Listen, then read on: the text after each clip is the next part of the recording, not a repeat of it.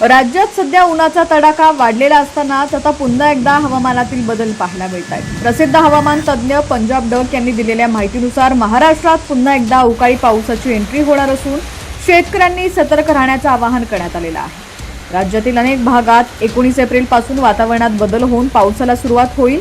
20 April पासून पावसाचा जोर वाढणार असून काही ठिकाणी थेट पावसाळ्यासारखा पाऊस पडण्याची शक्यता आहे। पावसासोबतच वादळी वारे आणि काही जिल्ह्यांमध्ये गारपिटीची दाट शक्यता निर्माण करण्यात आली आहे। राज्यातील शेतकरी सध्या हळद आणि कांदा काढणीच्या कामात व्यस्त आहेत, मात्र या कामांवर आता पावसाचं सावट येणार आहे। पंजाब डक यांनी दिलेल्या ताज्या अंदाजानुसार उद्या म्हणजेच 19 एप्रिल पासून राज्यात पावसाला पोषक वातावरण तयार होणार आहे।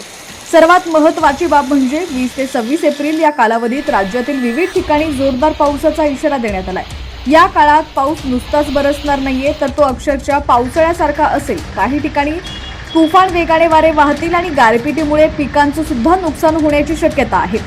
ज्या शेतकऱ्यांची हळद उभ्यावरती आहे किंवा ज्यांचा कांदा काढणी सुरू आहे, त्यांनी लवकरात लवकर पिकांना सुरक्षित ठिकाणी साठवणूक करावी।